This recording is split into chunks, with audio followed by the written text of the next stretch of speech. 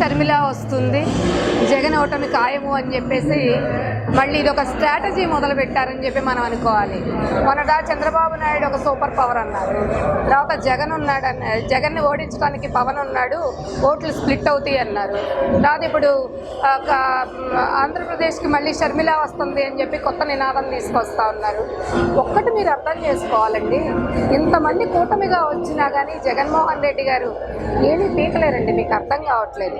ఇవాళ షర్మిల ఒక super power కాబట్టి షర్మిల వస్తుంది, ఆర్కే కలిసేసి షర్మిలతో చాలా ఓట్లు స్ప్లిట్ చేస్తారు, కట్ అయ్యే ఛాన్స్ ఉంది ఓట్లన్నీ కూడా Sharmila with the help of ఆళ్ళ రామకృష్ణారెడ్డి అని చెప్పేసి ఏదో అభూత కల్పనలు చేస్తూ మళ్ళీ అదొక స్ట్రాటజీ గేమ్ ప్లే చేశారని చెప్పి మనం అనుకోవాలి.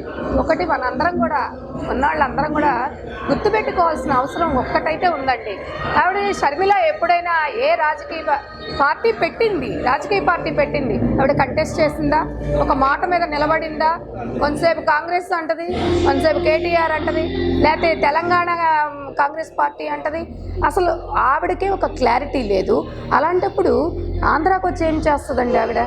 కాబట్టి ఏంటంటే రోజుకు ఒక స్ట్రాటజీ గేమ్తో వస్తున్నటువంటి ప్రతిపక్షాల వాళ్ళకి ఈ అసలు అర్థం కావట్లేదు. ఒక్క విషయం అయితే అర్థం కావట్లేదు, సింహం సింగిల్గా వస్తుందండి. జగన్మోహన్ రెడ్డి గారు కాంగ్రెస్ని ఎప్పుడైతే ఎడంకాలతో తన్ని 151 సీట్లు సాధించుకొని అధికార పీఠాన్ని దక్కించుకొని మరి నవరత్నాలని ప్రవేశపెట్టి సక్సెస్ఫుల్గా ఎంత బాగా ఆంధ్ర రాష్ట్రాన్ని పరిపాలిస్తూ ఉన్నాడో మనందరం కూడా చూస్తూ ఉన్నాం. మీరు ఏమనుకుంటున్నారు అంటే 175 అవుట్ ఆఫ్ 175 అంటున్నామంటే ఏదో సరదాగా అంటున్నారు అనుకుంటున్నట్టున్నారు.